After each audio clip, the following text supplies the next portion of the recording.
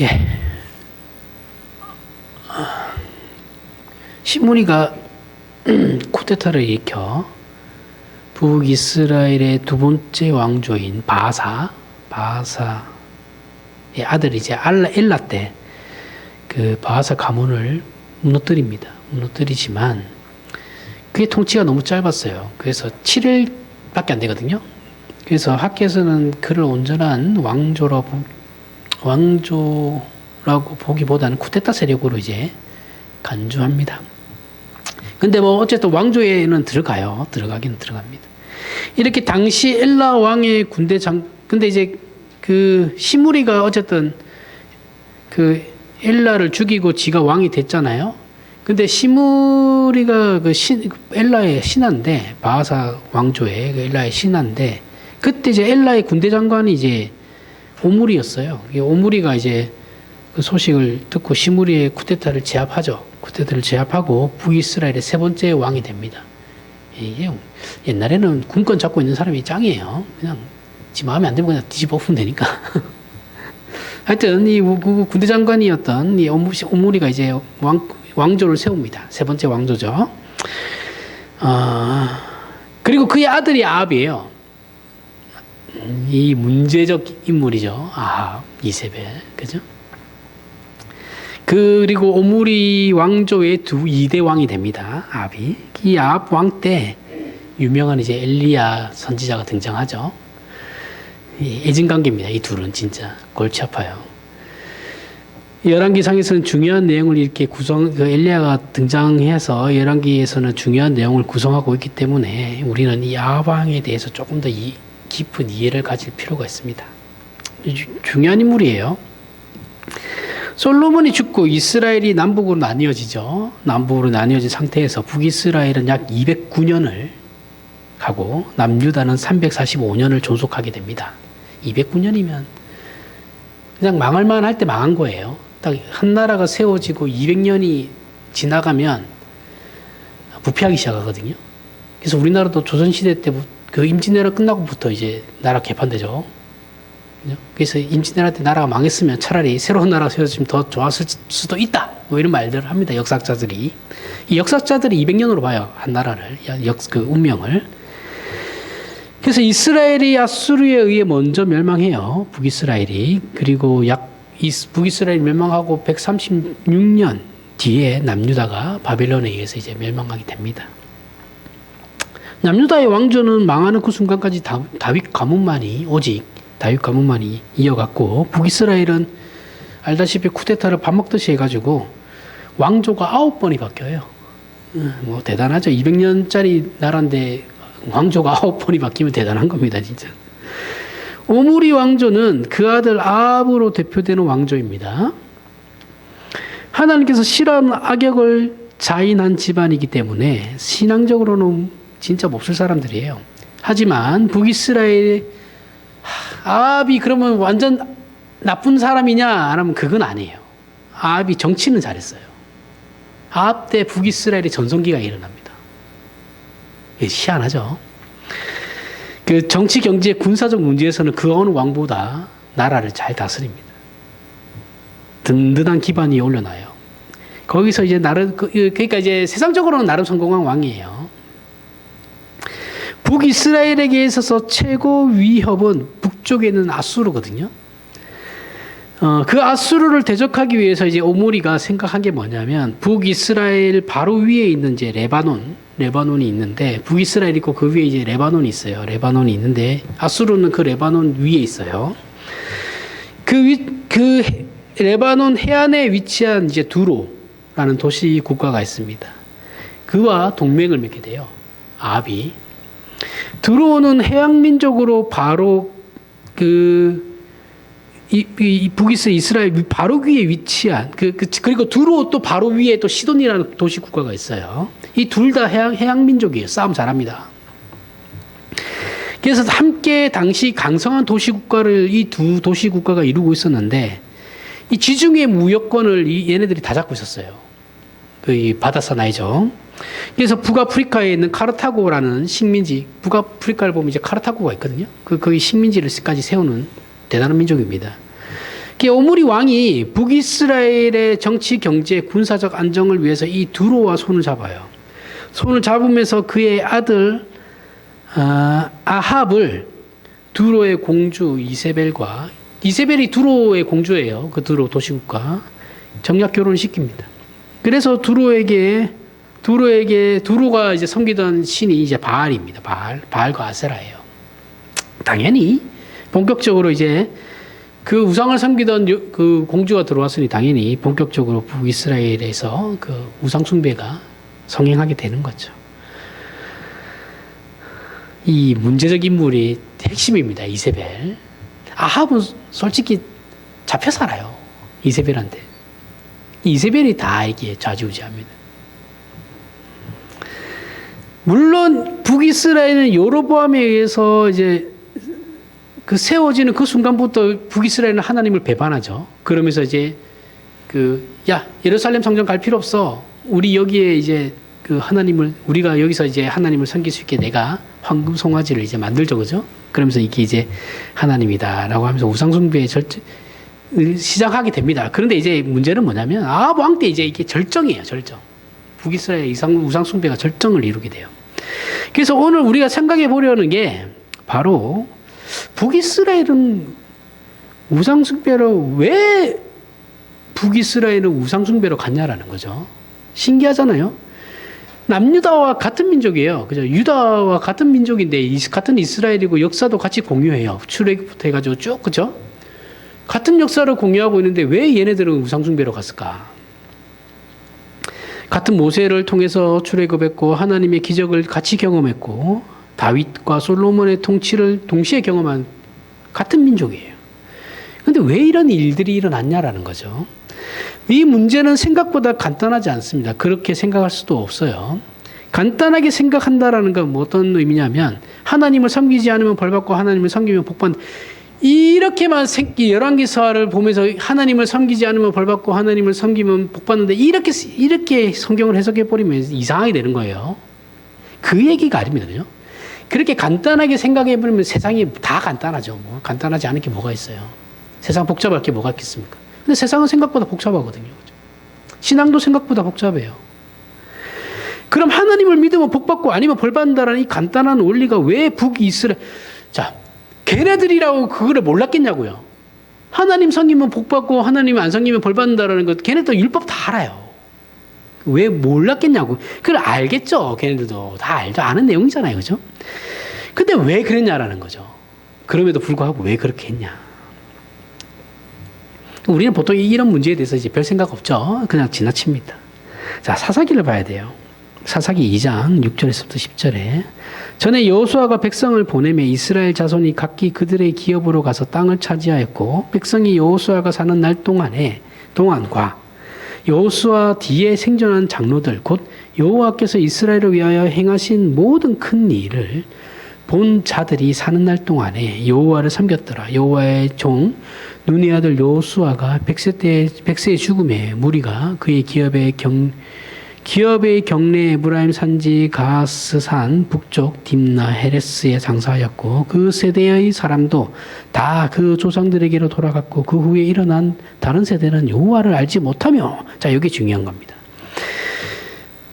그 세대 사람들도 다 그 조상들에게 돌아갔고 다 죽었어요. 이제 출애굽한 세대는 다 죽었습니다. 가나안 전쟁했던 사람들은 다 죽었어요. 그 후에 일어난 세대, 그 이후의 세대는 여호와를 알지 못하며 여호와께서 이스라엘을 위하여 행하신 일도 알지 못하더라.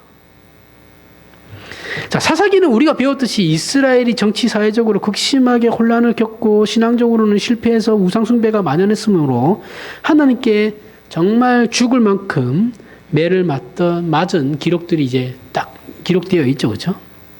가나안 정복 전쟁의 주역인 여호수아와 그 장로들이 세대가 다 죽자 마치 그들과는 전혀 상관없다는 듯 다음 세대는 갑자기 하나님을 믿지 않아요.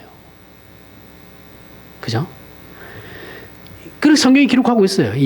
그런데 아무리 생각해도 아무리 그래도 신앙이라는 게 점진적으로 식어가거나 없어지기 마련인데 이 세대는 마치 이날만을 기다렸다는 듯이 단칼에 신앙을 단절시켜버립니다.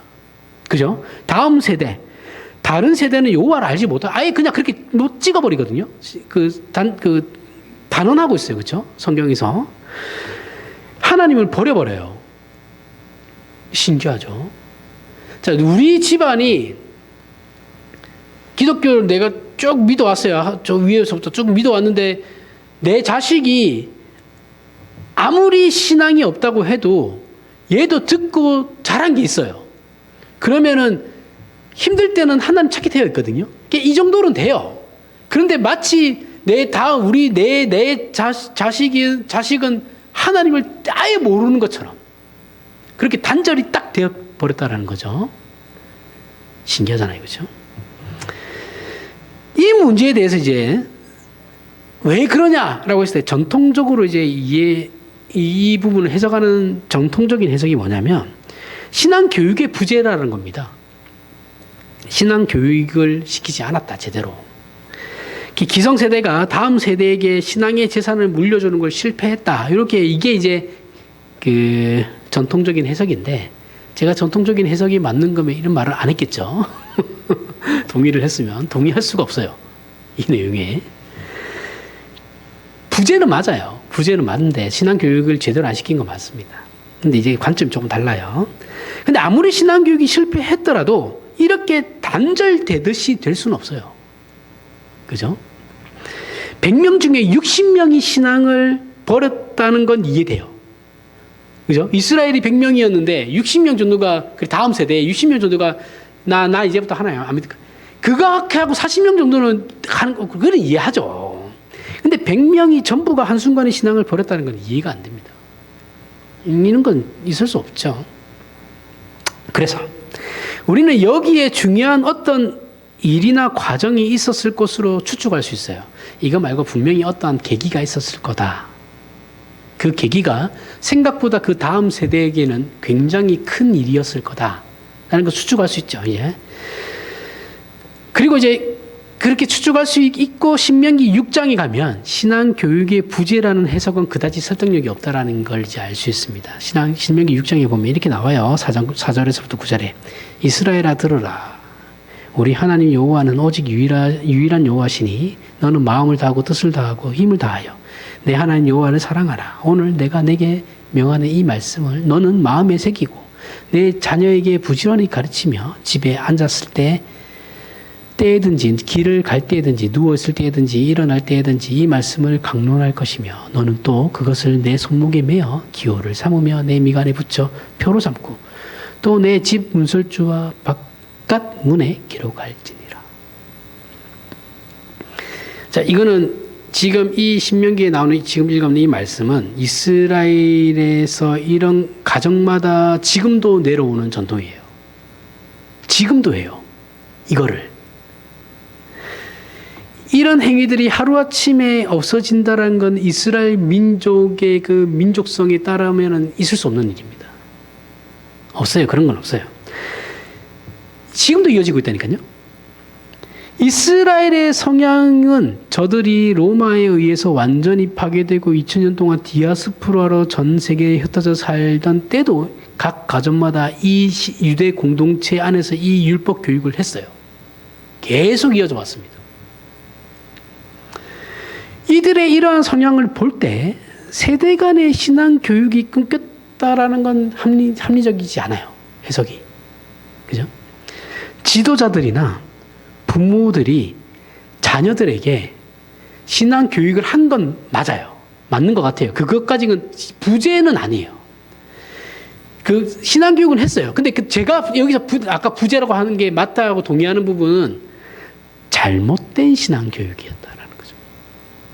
제대로 된 신앙 교육이 아니고 잘못된 신앙 교육을 행함으로 말미암아서 얘네들이 잘못된 하나님을 믿게 되었다라는 게 그게 가장 합리적입니다. 이 해석이 합리적인 열심히 드는 게 사실이에요. 우리는 이 문제를 이해하는데 좋은 경험을 가지고 있어요. 지금 여기에 세대 간의 문제예요. 어떻게 보면 그죠? 이 세대 간의 문제가 지금도 제일 골치 아프죠. 옛날에도 골치 아팠던 거예요. 오늘날은 문제만은 아닙니다. 자, 우리가 지금 여기 앉아 있는 우리 안에도 이제 세대가 나뉘죠, 그죠? 세대가 나뉘고, 물론 이제 어찌됐든 간에 지금 여기 앉아 있는 우리와 지금의 10대, 20대는 완전 달라요. 완전 달라요. 같은 시대를 공유할 수 없어요. 달라요.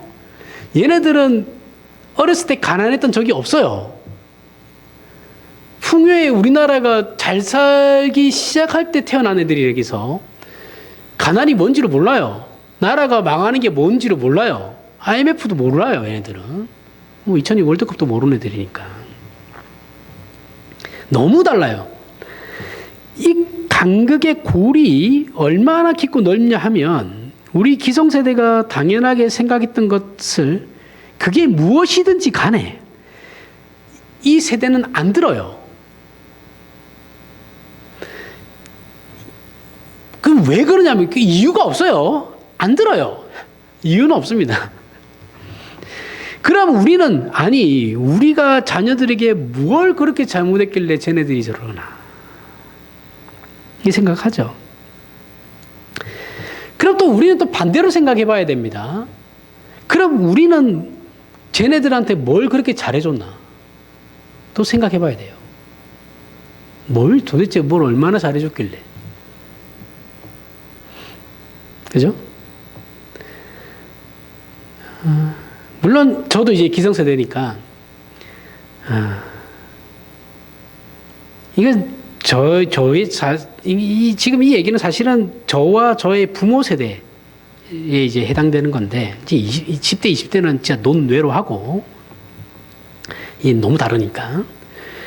저희 세대와 저희 부모 세대의 문제예요. 지금의 부모 세대를 기성세대로 놓았을 때, 이 질문에, 우리 때문에 이 나라가 이렇게 발전했다. 이제 부모 세대가 얘기하는 논리예요. 우리는 안 먹고 안 입고 너희에게 다 줬다라는 거죠. 그게 논리예요. 그죠? 이게 하나의 무기예요. 우리 부모 세대에게. 이게 한국의 기성세대. 이 기성세대라는 것은 지금은 제가 지금 얘기할 때 기성세대 저희 부모 세대를 얘기하는 겁니다. 그 세대가 그 다음 세대, 우리 세대에게 가지는 자부심입니다. 그죠? 우리가 헌신했다. 우리가 희생했다. 내가 책임 완수로서 나이라는 교과서적인 대답이에요. 사실 이건 앞에서도 얘기했지만 지금 10대, 20대, 30대는 해당 사항이 없어요. 40대, 50대가 해당되는 사항이죠. 이 40대, 50대가 부모에게 들었던 얘기들이니까. 이 부모들의 답에 담겨 있는 의미가 뭐예요? 우리가 희생하고 노력해서 이 결과를 너희에게 줬다라는 등식을 성립시키려고 하는 거죠. 하지만 이게 그게 틀렸다라는 건 아니에요. 맞아요. 맞는데 그 부모들이 자녀들에게 얘기하는 내가 안 입고 안 먹고 너희에게 다 줬어라는 그 대답이 인간의 본질적인 문제의 답이 되느냐라는 것을 생각해 봐야 되는 겁니다.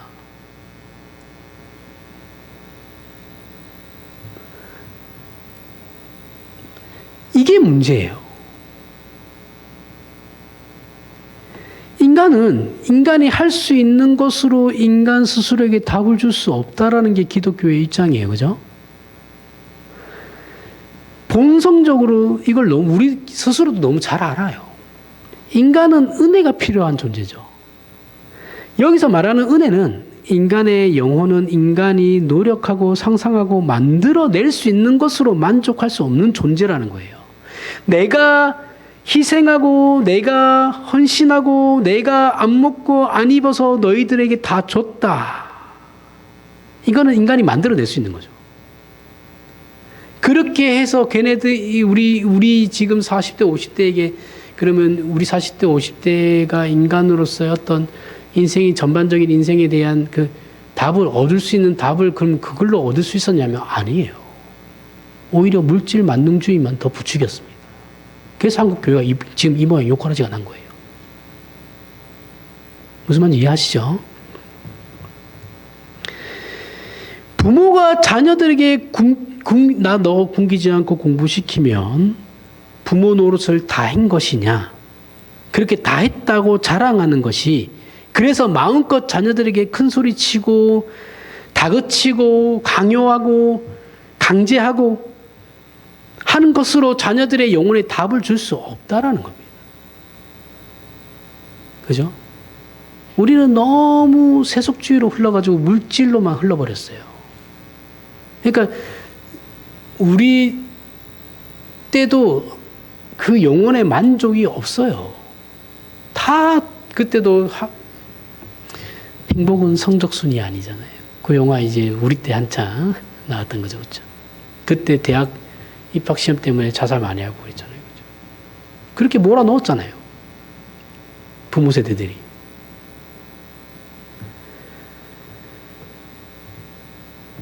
당연한 자녀를 놓으면 자녀들에게 헌신하는 건 당연한 겁니다. 그걸 자랑이라고 생각하시면 안 돼요. 부모들도. 그죠? 부모 입장에서 덴젤 워싱턴이 나왔던 영화 같은데 아들이 덴젤 워싱턴이 아버지예요. 아버지는 왜 날 사랑하지 않습니까? 라고 물어요. 아버지가 너 생각해봐라. 네가 입고 먹고 공부할 수 있는 게 무엇 때문에 그럴 수 있다고 생각하냐. 아들이 가만히 생각하다가 다른 게 아니야. 네가 내 아들이기 때문이야.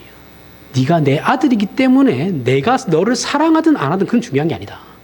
네가 내 아들이기 때문에 내 집에서 자고 올 수 있고 내 집에서 먹을 수 있고 내 돈으로 학교를 다닐 수 있고 그건 네가 누릴 수 있는 권리야. 너는 내가 너를 사랑하니 많이 그 생각을 하기 이전에 네가 누릴 수 있는 그 권리를 누리고 정당하게 누리고 있느냐부터 확인해라.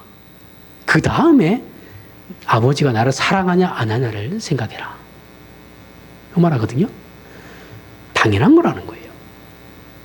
자녀들이 부모에게 보호를 받는 건 당연한 겁니다. 이건 자랑이 아니에요. 좀 냉정하게 얘기하는 겁니다. 폄하하는 건 아니에요. 냉정하게 보자라는 겁니다. 영혼의 답은 못 줬어요. 영혼의 답은 못 줬고 뭐만 줬어요? 물질만 공부해서 훌륭한 사람이 되라는 게 사람적으로 인간적으로 훌륭하라는 것이 아니라 성공해가지고 사회적으로 훌륭한 존경받는 남들이 다 우러러보는 사람이 돼.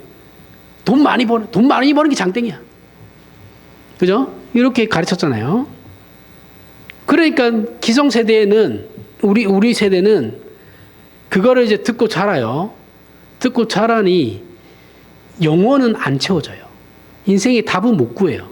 그러니 그 영혼의 답이 안 구해지니까 허하해지는 거를 뭘로 대신 갑니까?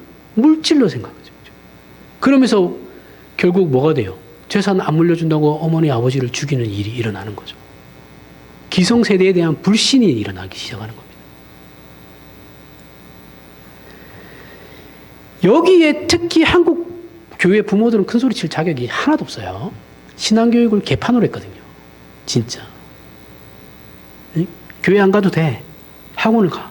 학원이 우선이야. 우리 때 자율학습이 있었거든요. 야자부터 해서 우린 주일에도 갔었어요. 학교로 가야 됐어요. 그러면 부모가 전화를 한동안 하면 됩니다. 우리 애는 주일날 교회 가야 되니까 학교 안 보내겠다 하면 되거든요. 그 말을 못 해요. 안 해요. 다 예배 빠지고 다 학교 가요. 걔네들 다 뭐 좋은 대학이나 갔으면 아무 말도 안 하겠는데.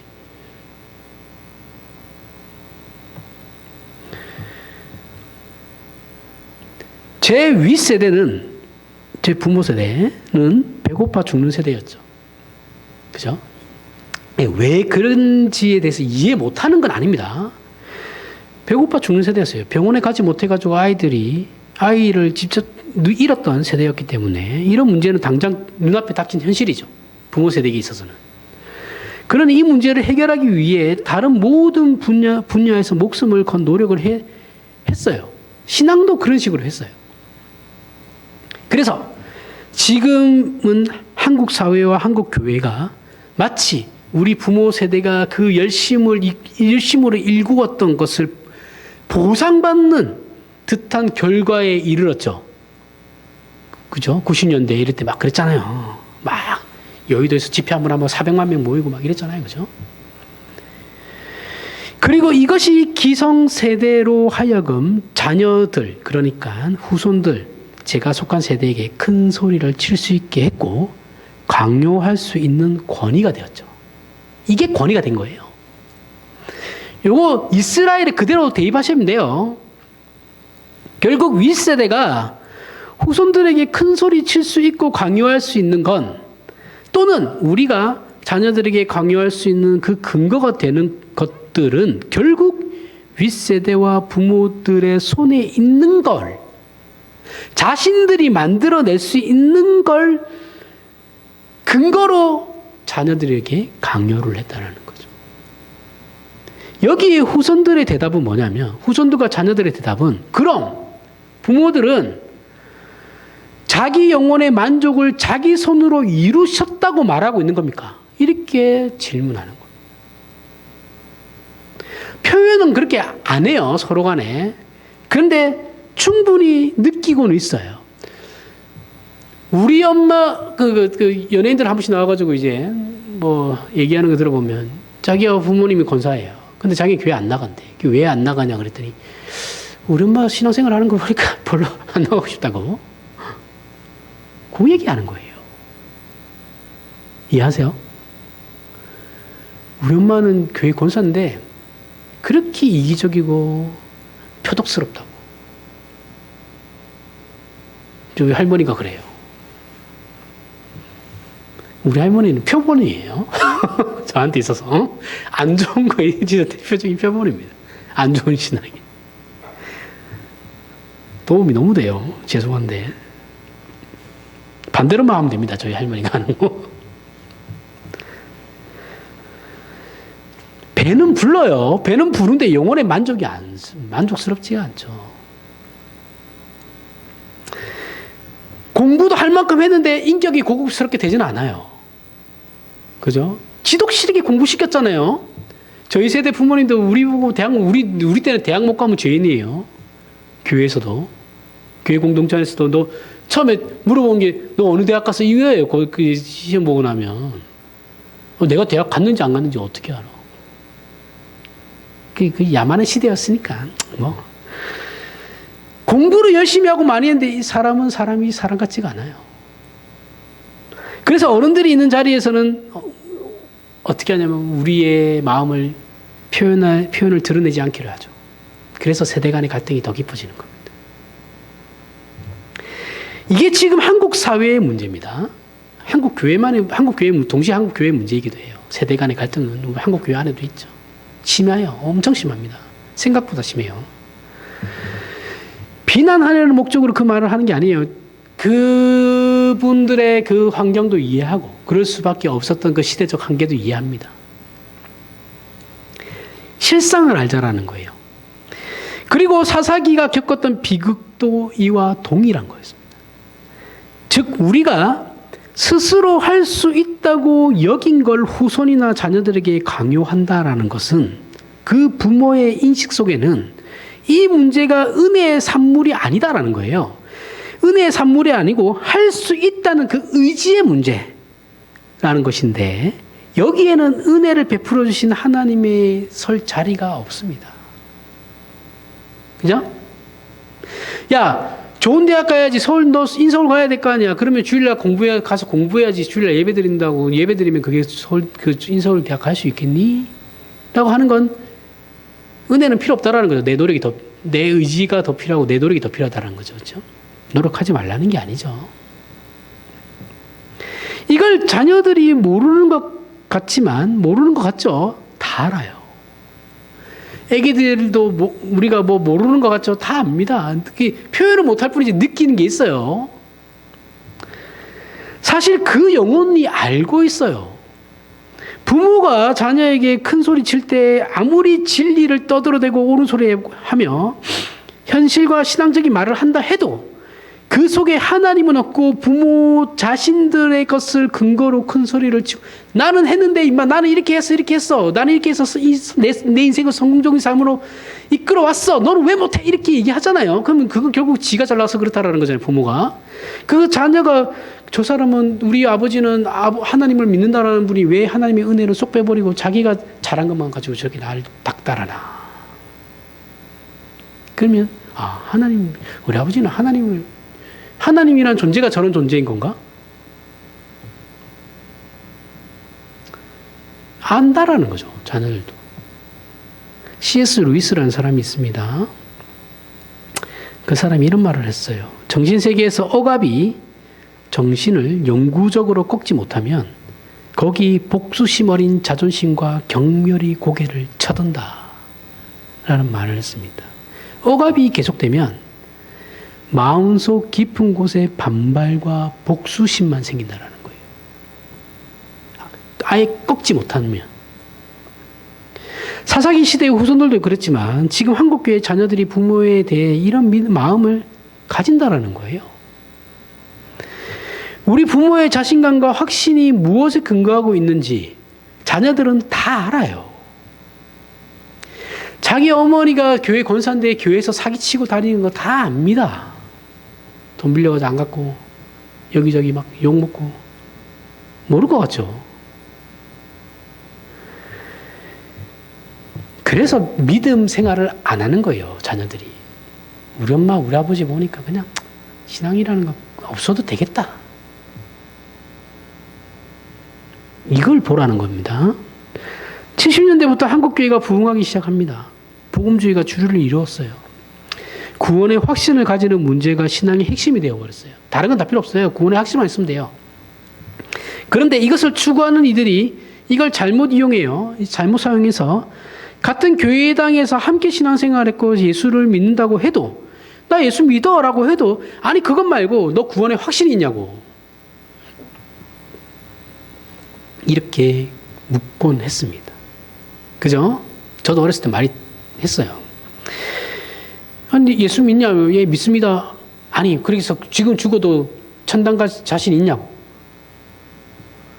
예수 믿으면 천당 가는 거 아닌가? 있다고 얘기해요.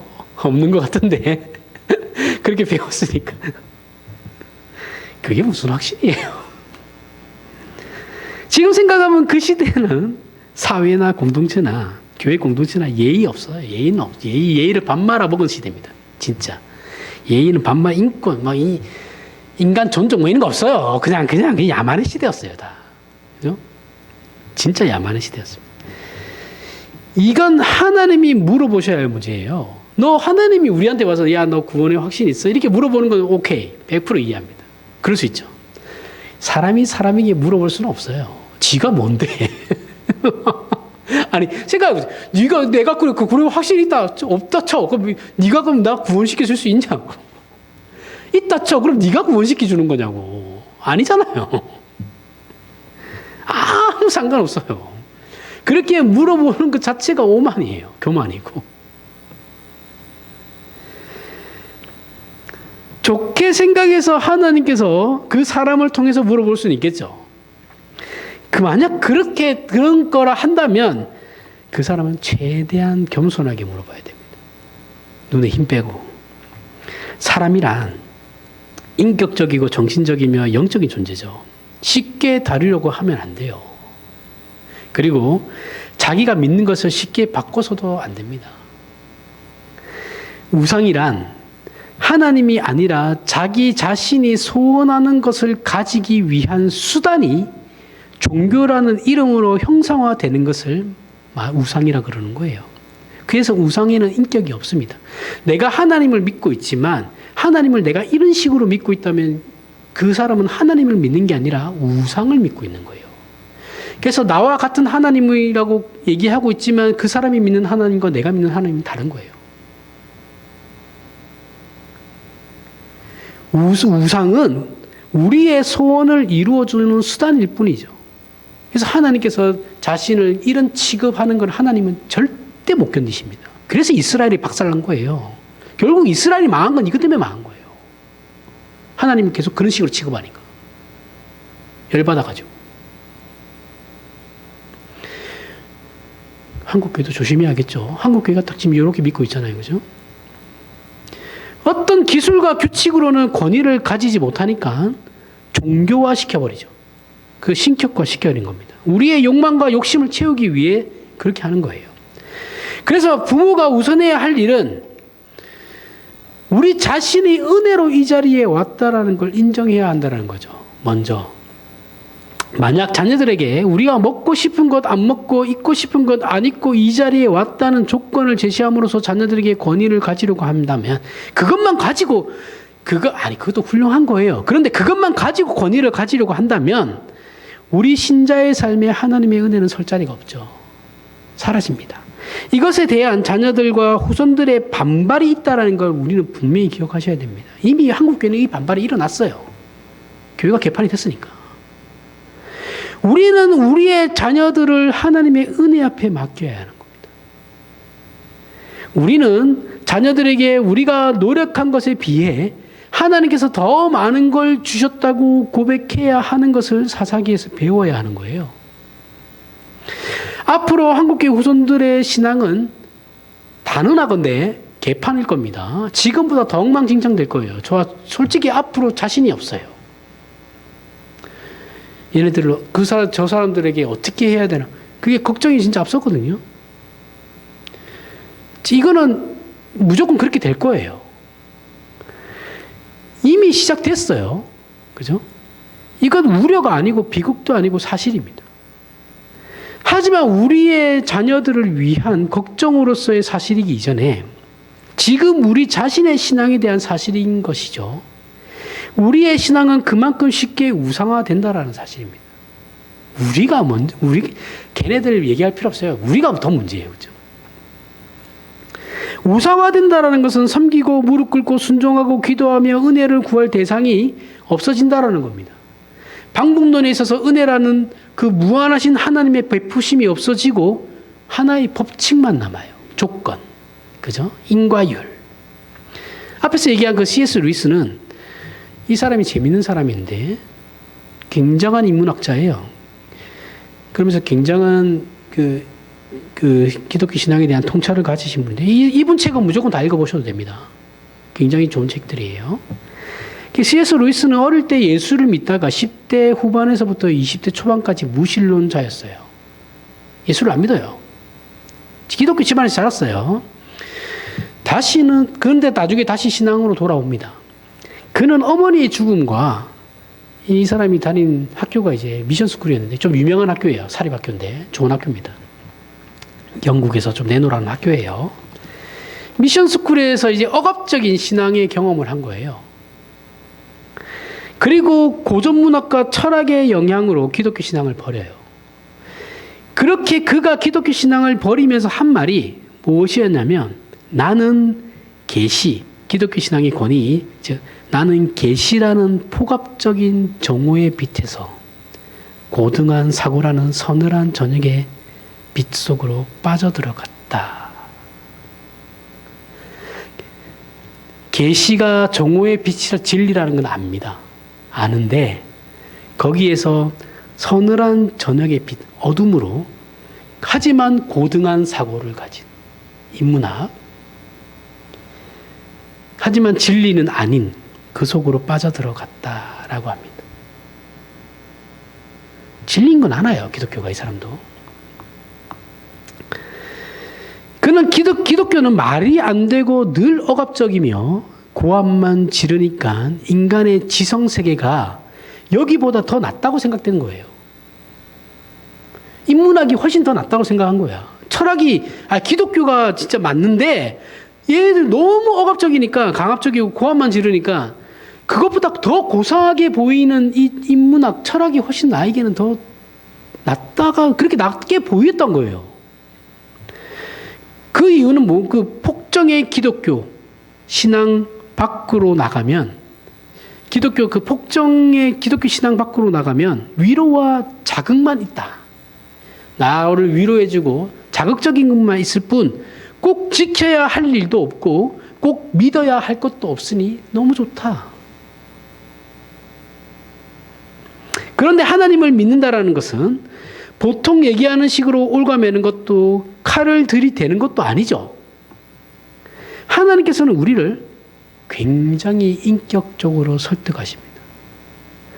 하나님은 우리를 항복시키시고 우리를 꼭 명분과 형태적 신앙으로 신앙을 자라게 하시는 게 아니라 말하자면 혼돈, 갈등, 의심, 거부, 망설임, 게으름, 빈정대는 이것들 속에서 우리를 담아내시는 놀라운 하나님이시라는 거예요. 앞에서 본 신명기 6장에서 너희는 너희의 자녀를 꼭 이렇게 교육해라 라는 이 말씀은 매우 놀라운 것이죠. 여기서 하나님의 말씀을 마음에 새기고 자녀들에게 가르치라 라는 말은 소위 우리가 부정적으로 얘기하는 율법과 계명이라는 것은 도덕적 제한과 윤리적 강요가 아니라 하나님께서 얼마나 고급한 분이신가에 대한 문제라는 거예요. 율법이라는 것은, 계명이라는 것은 어떠한 것을 규칙 삼아서 강요하는 것이 아니고 하나님께서 얼마나 고급한 분이신가라는 것을 보라는 겁니다. 그 문제라는 거예요. 우리가 믿는 하나님은 다만 힘만 가지고 그리스도 신화에서 보는 바와 같이 성질 부리고 부도덕하며 변덕스러운 그런 신과는 다르다라는 거예요. 그걸 율법만 봐도 알 수 있다라는 거죠. 하나님은 인격적인 하나님이시되 그 인격이 거룩하신 하나님이십니다. 정의로우시고 선하시며 자비하시고 신실하신 하나님이시에요.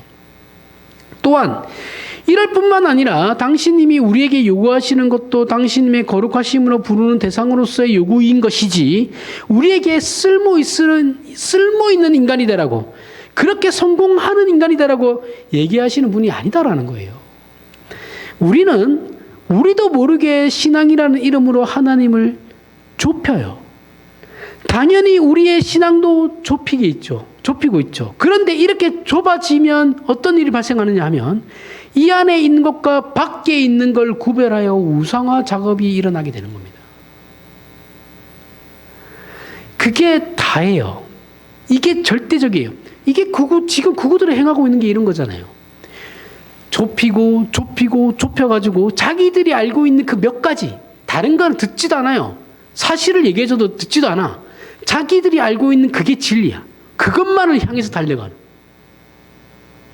반사회적 존재들이에요. 저렇게 되면. 예?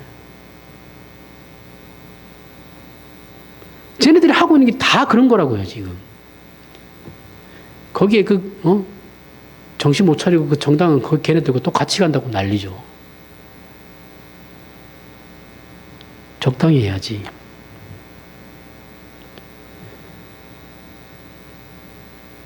이런 식으로 법칙이 되고 규칙이 되는데 어떤 법칙과 규칙이 되느냐 하면 이 법칙과 규칙으로 하나님을 꼼짝 못하는 방법으로 우리가 원하는 것을 얻으려고 한다는 거죠. 그런 식으로 좁혀가지고 하나님은 이렇게 하면 하나님이 꼼짝도 못해. 그따위 개소리를 한다는 말이죠. 성경 말씀 하나 들이대면서 하나님이 이렇게 약속하셨지 않습니까? 이런 거 협박하듯이 이렇게 하잖아요. 그리고 가르쳐주는 사람도 있어요. 하나님은 자유로우시고 주권을 가지신 분이신데 분명히 우리가 구하기 전에 우리의 필요를 아시는 하나님이 아니고 우리를 사랑하셔서 그 아들을 보내신 하나님도 아니며 그저 정하신 규칙에 매여 있어서 우리가 그 규칙만 지키면 하나님도 꼼짝도 못하게 만들 수 있다는 그 생각을 가지는 겁니다. 이게 기독교를 썩게 만드는 거예요. 이렇게 생각하니까 극으로 가죠. 기독교가. 그런데 그러면서 괴로워해요. 왜요? 자기는 그 규칙을 또 못 지키거든요. 그러니 위선이 생기고 정죄만 생기는 겁니다.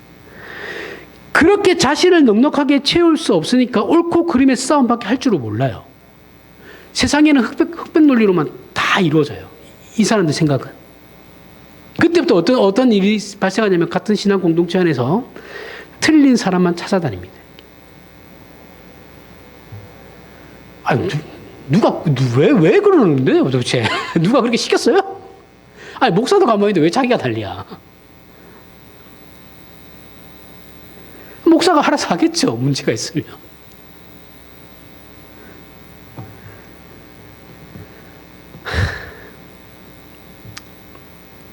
이렇게 기독교 신앙이 이거는 신앙이 아니라 시비 거는 것밖에 안 돼요. 시비 거는 걸로 이제 전락해버리면 지금의 한국 교회처럼 비참해지는 겁니다. 이건 우리가 모두 경험해왔고 아직도 그렇게 살고 있는 한국 교회 신앙의 빈약함이죠. 가난함이에요. 여전히 한국 교회 부모들은 자녀들의 신앙 교육을 이런 식으로밖에 하지 못해요. 지금도 마찬가지. 지금은 더 못해요.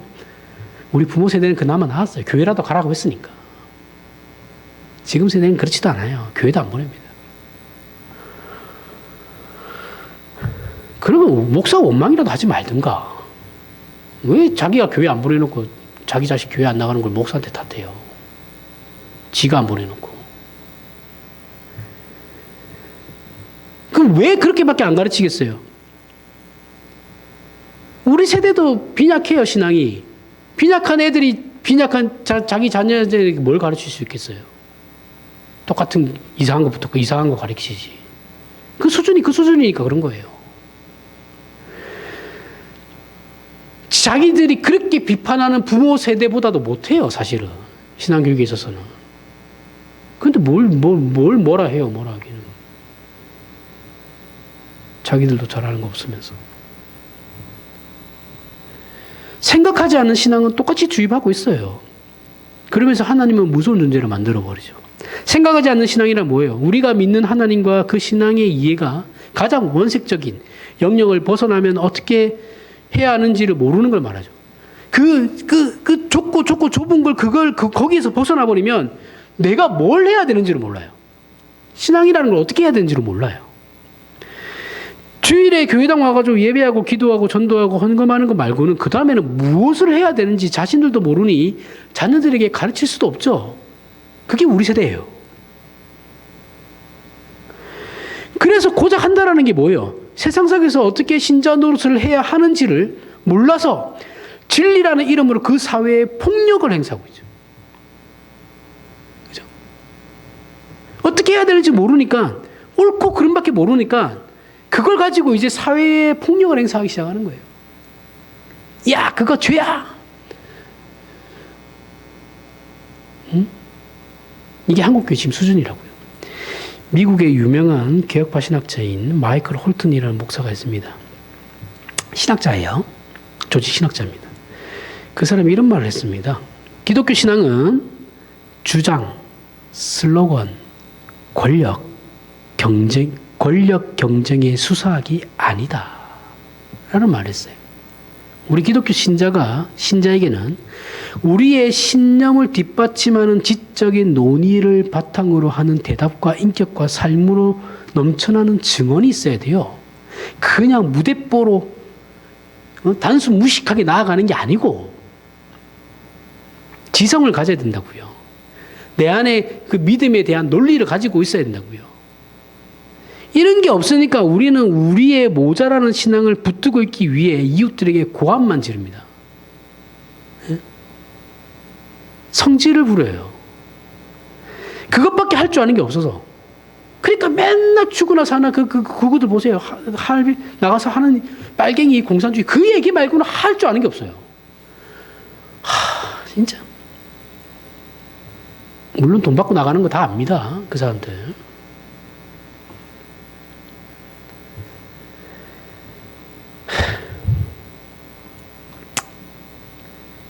그러면 안 된다라는 거예요. 북이스라엘이 어디로 가고 있는지를 보세요. 하나님을 버리고. 저들은 우리가 생각하듯이 신앙의 유무가 이미 얘네들은 신앙의 유무가 아니에요. 어떻게 됐어요? 이 북이스라엘은 지금 하나님이란 존재 자체를 바꾸고 있어요. 우상으로. 그죠? 하나님을 우상화시키고 있거든요. 어떻게 바꾸고 우상은 뭐라 그랬어요? 수단이라 그랬죠. 수단으로 바꾸고 있는 겁니다. 자신이 조종하는 하나님으로 바꾸고 있는 거예요. 그러면 결국 그들에게 하나님은 없어지고 폭력만 남게 되는 것이죠. 이제 우리의 신앙을 돌아보시길 바랍니다. 우리가 고백하고 믿고 있다고 자신하는 그 신앙에서 하나님께서 정말 하나님이시고 그 하나님이 정말 우리의 아버지가 되시는지 확인하시길 바랍니다. 그리고 그것을 근거로 이제는 안심과 넉넉함이 있는 우리의 신앙을 이어가길 바랍니다. 기도하겠습니다. 하나님 아버지 은혜를 감사합니다. 하나님은 하나님이시고 하나님은 우리의 아버지시며 예수 안에서 모든 것을 주신 분이십니다. 그러니 우리는 마땅히 감사해야 합니다. 그것은 의례적인 것도 신앙적인 책임도 아니며 사실이고 현실이며 운명입니다. 그 부요함과 그 넉넉함을 다시 한번 우리 신앙 고백 속에서 확인하는 오늘의 말씀이 되고 우리의 인생이 되게 하여 주시옵소서. 예수님 이름으로 기도합니다. 아멘.